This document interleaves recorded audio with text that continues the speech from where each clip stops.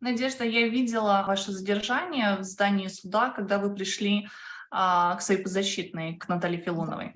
Но получается, вы правозащитница у одной политической заключенной женщины, вас задерживают там же. Это в Бурятии сейчас какая-то война с женщинами, огромное количество политзаключенных. Как это можно понять, описать, дать этому какую-то характеристику? Что именно сейчас происходит? Это можно назвать войной с женщинами, поскольку именно женщины являются, собственно, движущей силой антивоенного движения.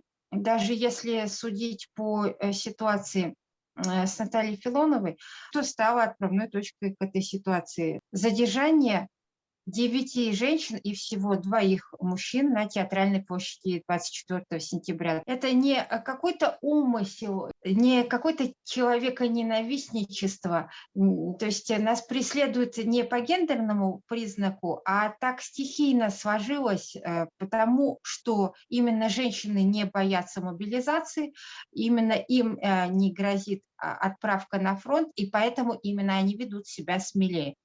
Именно поэтому сложилась такая практика вот гендерного дисбаланса между мужчинами-силовиками и женщинами, собственно, их противниками и их жертвами.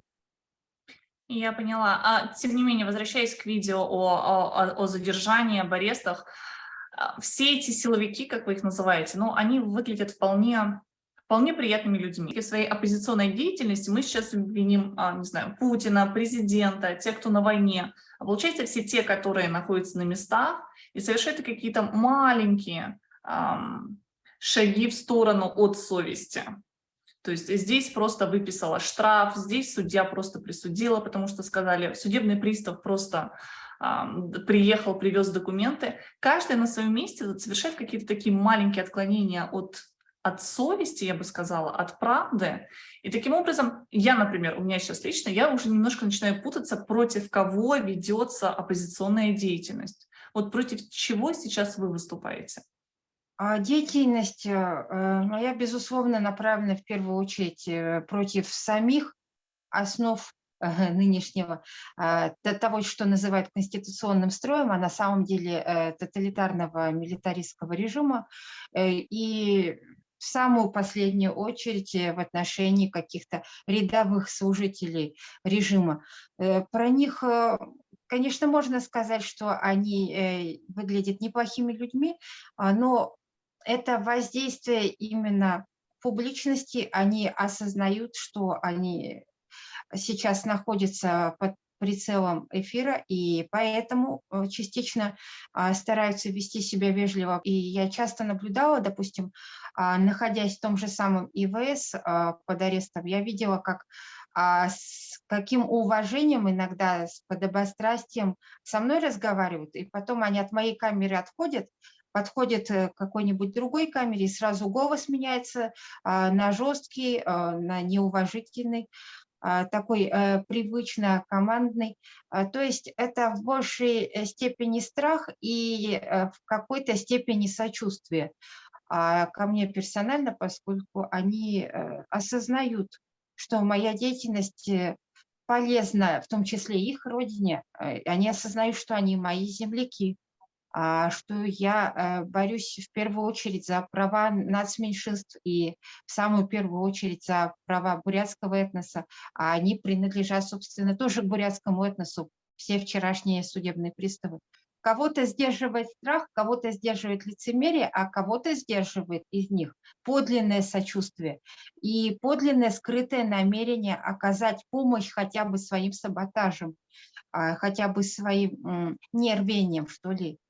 Поэтому я считаю, что в каждом случае нам необходимо будет в будущем разбираться индивидуально, если дело дойдет до нашей победы, до какого-то люстрационного процесса.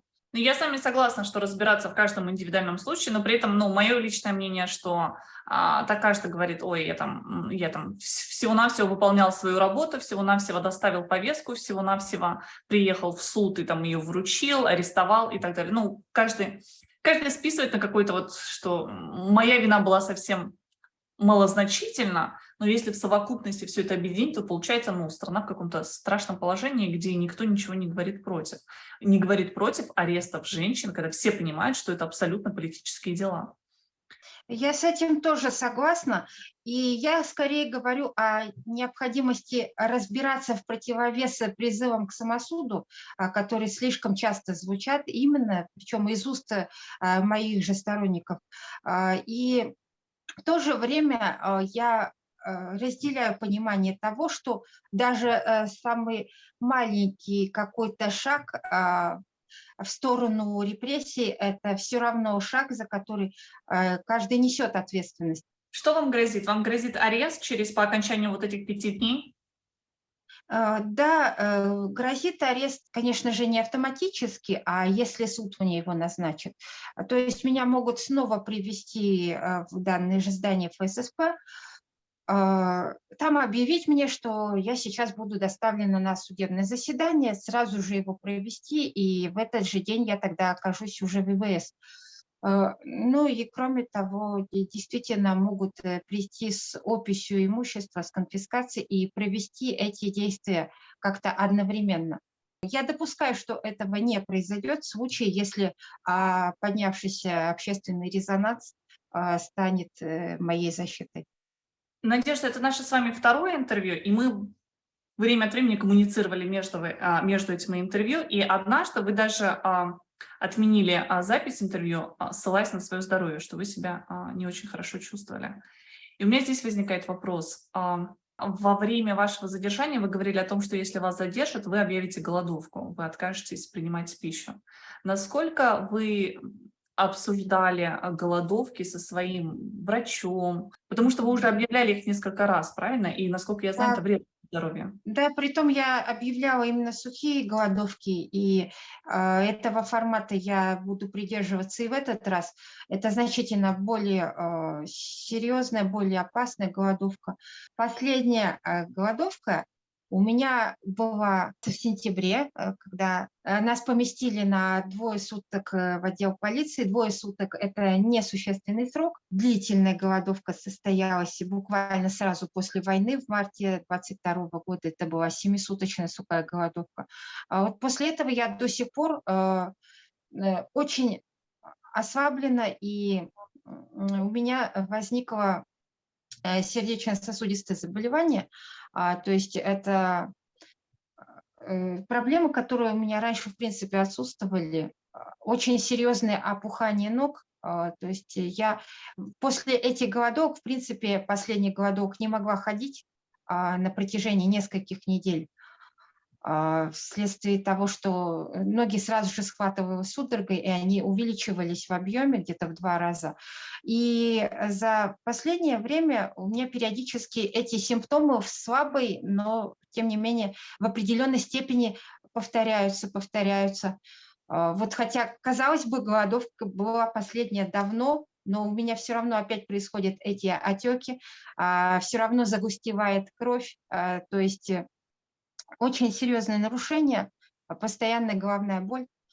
Я могу сказать, что те, которые считают, как мне легко это дается, то после этого можно легко восстановиться, как-то пожинать плоды славы, связанные с тем, что вот меня начинают все восхвалять, обожествлять, что это легко дается, это совершенно неправильно, потому что последствия уже сейчас наступили фатальные, и даже если меня больше уже ни единого раза не арестуют, даже если, в принципе, я сейчас, предположим, полностью уйду из политики, эмигрирую и больше никогда не буду попадать в какие-то стрессовые ситуации, в принципе, перестану заниматься опасной политической деятельностью. Даже в этом случае, как мне говорили, у меня очень тяжелое состояние здоровья, я очень много потенциальных лет жизни уже потеряла. Поэтому, конечно же, мне врачи, многие очень говорили, что голодовки повторять больше недопустимо. Что я могу на это ответить? Я с интересом их выслушиваю. Мне важно знать мнение профессионалов, но я не могу все равно отказаться от той ранее выбранной стратегии. Я не могу сейчас пойти на попятную. Кроме того, я понимаю, что если я не объявлю голодовку, то, в принципе, это будет означать, возможно, скорое мое лишение свободы на долгий, на многолетний срок. Вы религиозны? Я не конфессиональна, я не принадлежу ни к одной религии, я агностик, но, конечно же, я понимаю, что существует определенная высшая сила, которая до сих пор держит меня на плаву, не позволяет погибнуть. Видимо, я еще миссию свою не до конца выполнила. И, по крайней мере, в силу этого я верю, что есть какая-то внешняя высшая поддержка. Помимо, конечно, поддержки общества. Но вместе с тем я считаю себя даже элементарно не вправе воцерковляться, принадлежать какой-то определенной религии. То есть вы больше стараетесь себя преподносить как мост между разными группами людей, нежели там выбирать одну из сторон, правильно? Да, совершенно верно, потому что как только я выберу одну из сторон, во-первых, меня свяжут собственно религиозные постулаты этой веры, и я буду вынуждена в чем-то подчиняться тем же самым религиозным иерархам, которые, допустим, могут мне сказать: каждая власть от Бога, и не нужно спорить с Путиным, не нужно выступать против войны, это первое. А второе, как только я приму сторону одной из конфессий, как представители других конфессий сразу могут потерять ко мне определенную степень доверия, поэтому я считаю, что мне необходимо оставаться на позициях светского гуманизма, но не какого-то атеизма и, в принципе, радикального отрицания Бога как такового. Ну, собственно, мой вопрос был к тому, в чем вы черпаете силу, в чем вы черпаете уверенность. Потому что сколько в вас убежденности, сколько в вас вот это вот такой очень сильной духовной силы, вопрос просто возникает сам собой. Я в первую очередь, конечно же, опираюсь на человеческое достоинство, на свою веру в человеческий разум, в ценности гуманизма, которым много веков. То есть я постоянно стараюсь оглядываться в прошлое, изучать философов, изучать средневековую историю борьбы за свободомыслие, ну и в античность тоже стараюсь залезать. То есть для того, чтобы искать подкрепление в том же самом стоицизме, например. И, конечно же, я смотрю на позднейшую историю, смотрю на 20 век, на методику ненасильственного сопротивления, на ее идеологов. Уже столько времени человечество видит, как ненасильственное сопротивление работает. Тем не менее, сейчас оно не популярно. И сейчас общество как-то мало о нем знает, мало использует его богатейший потенциал. Так называемая отказная тактика, которая сложилась именно изначально из моих действий, из коллектива моих единомышленников, которые также объявляли вместе со мной коллективные сухие голодовки, отказывались от дачи показаний. Это все методы ненасильственного сопротивления. И поэтому я, конечно же, стараюсь смотреть на аналоги этому в истории. Потом меня очень подкрепляет вера в будущее человечества и одновременно с этим осознание опасности, стоящей перед человечеством, потому что действительно, несмотря на прогресс, которого мы достигли, в том числе и в понимании ценностей человеческой жизни, прав человека, вместе с тем технический прогресс достигнут и в вооружении, и в умении человечества убивать само себя. То есть самой планете нашей грозит возможная гибель. Поэтому я, с одной стороны, с оптимизмом смотрю в будущее, а с другой стороны осознаю, какие перед нами стоят глобальные риски. И это все очень сильно укрепляет мою волю. То есть мою волю укрепляет амбициозность задач, стоящих передо мной. Это борьба за ненасилие, борьба за разоружение, за, в принципе, отказа от института армии и отказа от института спецслужб или тайной полиции, или как бы это еще ни называлось. В истории когда-то это было инквизицией, и много других исторических терминов можно вспомнить. Так или иначе, это вполне определенная структура, которая занимается тайной борьбой с инакомыслием, с оппозицией жестокими методами. И в настоящее время это у нас в России ФСБ. И я ставлю перед собой задачу, в принципе, отказаться от таких институтов, как ФСБ и армия, по крайней мере, регулярная армия. Этому аналогов пока в истории нет. То есть мы не знаем ни одного даже самого демократического развитого государства, где не было бы спецслужб и не было бы армии. Но я считаю, что мы вступили уже в ту эпоху, когда можно реализовать уже эти новые ценности. Я, в принципе, человеческую мысль ставлю даже выше, чем человеческую жизнь. Свобода слова для меня наивысшая ценность. И поэтому ради нее можно пожертвовать жизнью. Вот на что я и опираюсь. Есть ли какие-то данные, сколько сейчас политических заключенных в Бурятии? Есть, конечно же, десятки человек, которых я знаю, но помимо общеизвестного дела Натальи Филоновой, я хочу отметить дело соратников, по которому вот буквально на днях тоже был вынесен приговор, и в том числе был вынесен приговор одному из моих товарищей по антивоенной деятельности, в числе вот этой так называемой экстремистской группировки. То есть он получил 6,5 лет тюремного заключения с конфискацией имущества. Почему я это дело хочу выделить? Потому что оно, во-первых, сфабриковано непосредственно ФСБ, во-вторых, применялись пытки электрошокером по отношению к подсудимым. И, наконец, это дело, в котором подсудимые не просто были наказаны в соответствии с каким-то уголовным законодательством, они были еще и оклеветаны, опорочены, потому что им вменили создание какой-то праворадикальной организации, которой не существовало, хранение боеприпасов, которых не было.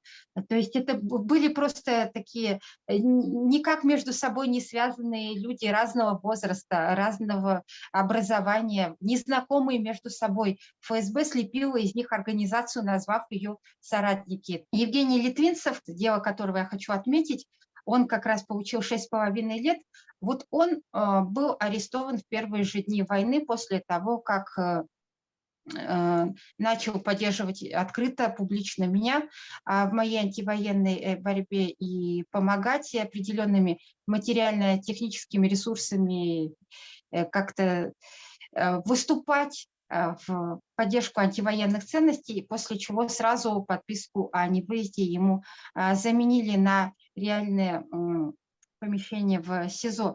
И вот такие вот дела, они чудовищны именно тем, что они строятся не просто на каких-то прямых репрессиях и даже не только на пытках, которые у нас тоже применяются. Они строятся еще и на клевете, они строятся на том, чтобы попытаться вызвать ненависть бурятского населения по отношению к ним, потому что любому буряту сказать о том, что человек праворадикал, назвать его скинхедом, это значит для бурята вот этого обвиняемого полностью поставить вне закона, вызвать к нему абсолютно неконтролируемую, некритическую ненависть. И так можно оклеветать любого. Поэтому у нас много политзаключенных, которые формально либо страдают по каким-то бытовым статьям. Я хочу еще отметить, например, такое дело Владимира Дюка.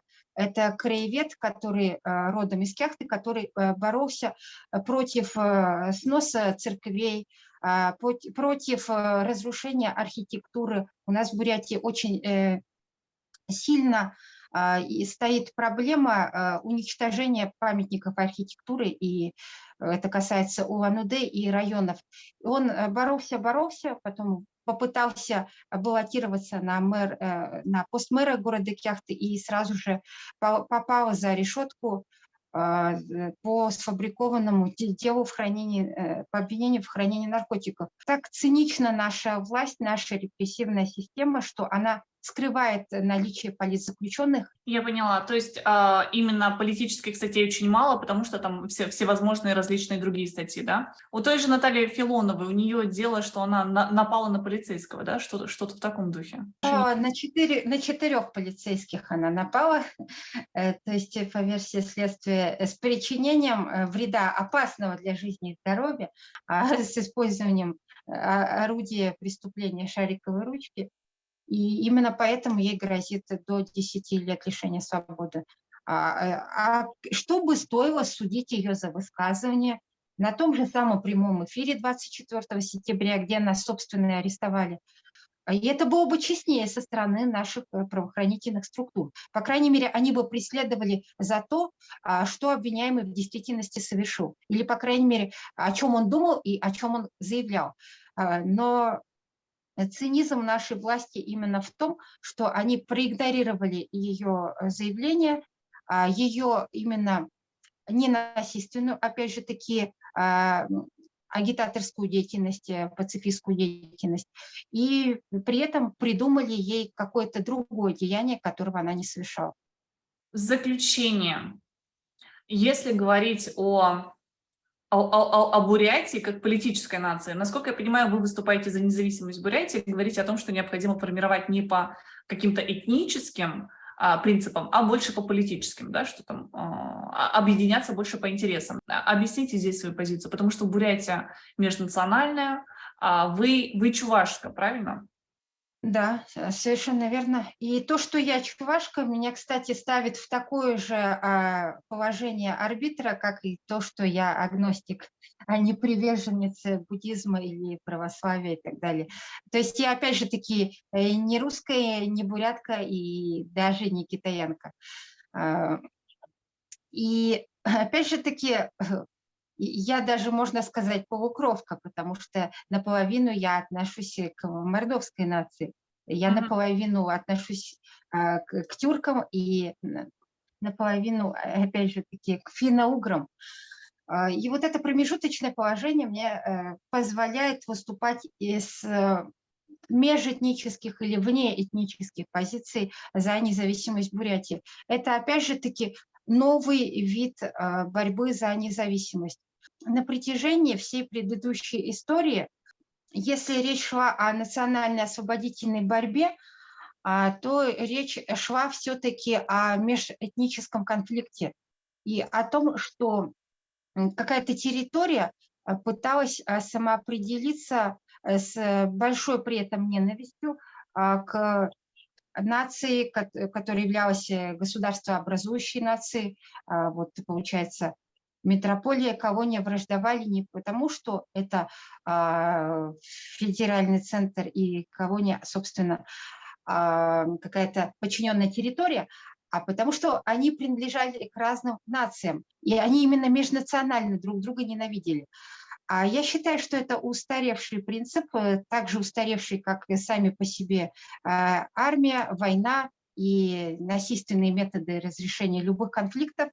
И поэтому к борьбе за самоопределение, за суверенитет необходимо подходить теперь с совершенно иных позиций. То есть, наоборот, объединять все те народы, которые согласны отделиться и принять условия нового маленького государства, молодого демократического государства, принять его ценности вне зависимости от своей этнической принадлежности. То есть я пытаюсь преодолеть межнациональные разногласия, которые сейчас как раз-таки и являются следствием того, что Бурятия подчинена России, и вследствие этого, собственно, буряты и ненавидят русских, потому что они перекладывают на простых русских свою неприязнь к федеральному центру, к, собственно, власти.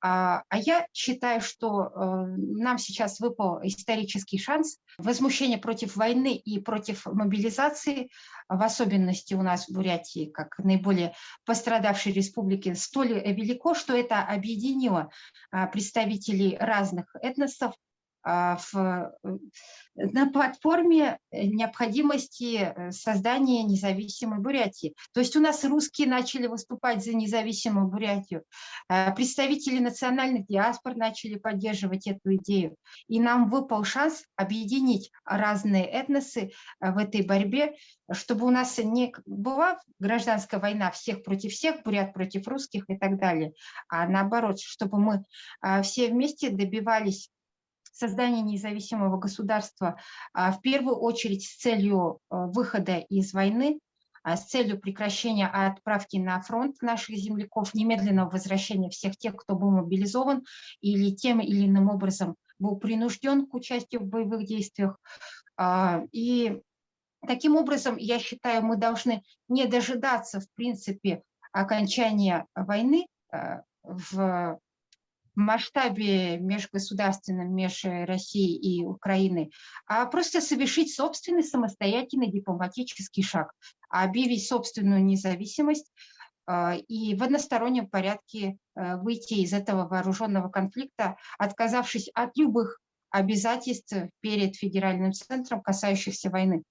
То есть споры должны быть в первую очередь политические, а не этнические, правильно? Да, безусловно. Я хочу отметить, что у меня есть противники, которые считают, что необходимо добиваться независимости Бурятии, в которой будут отныне проживать только буряты. Русские должны быть изгнаны с территории Бурятии, запрещать русский язык. Вот сторонники такой идеи тоже есть, но, как я вижу, их меньшинство. Для тех, кто разделяет ваши политические ценности, куда можно обратиться, куда написать, как вам присоединиться, ну и, в принципе, как объединяться вокруг этой идеи? YouTube-канал Надежда Низовкина, так пока и называется. В описании к каналу номер телефона у меня указан, это отдельная вкладка описания к каналу. Надежда, есть ли что-то, что вы хотели бы сказать, но я вас не спросила? Да, безусловно, это касается того, почему, собственно, сейчас я не оплатила этот штраф и в чем проблема. Неужели в том, что у меня просто нет денег? Да, насколько я понимаю, это ваша принципиальная политическая позиция, что вы не будете оплачивать штраф, который пойдет на поддержку войны, что вы как пацифист будете спонсировать войну. Правильно? Да, все верно. И я хочу сейчас сказать, что я каждого прошу, кто еще не присоединился к отказной тактике, я каждого прошу и оценить ее преимущества и чисто теоретически и лично для себя. То есть, если вам уже назначили какой-то штраф за дискредитацию вооруженных сил, не платите его. Если это какое-то иное действие, к которому вас принуждают, то, что мы обобщенно называем выполнением преступных приказов, то, опять же таки, не выполняйте. Если вас просят выступить понятыми, то сначала разберитесь, по какому делу понятыми.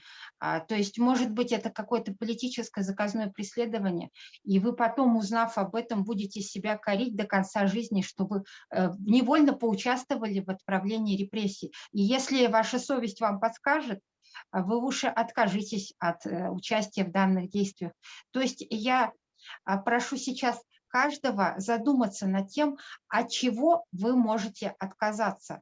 Не соглашайтесь отправиться в зону боевых действий, протестуйте против мобилизации, расторгайте военные контракты, оцените могущественную силу такого простого слова «нет». И тогда мы сможем прекратить эту войну без боя.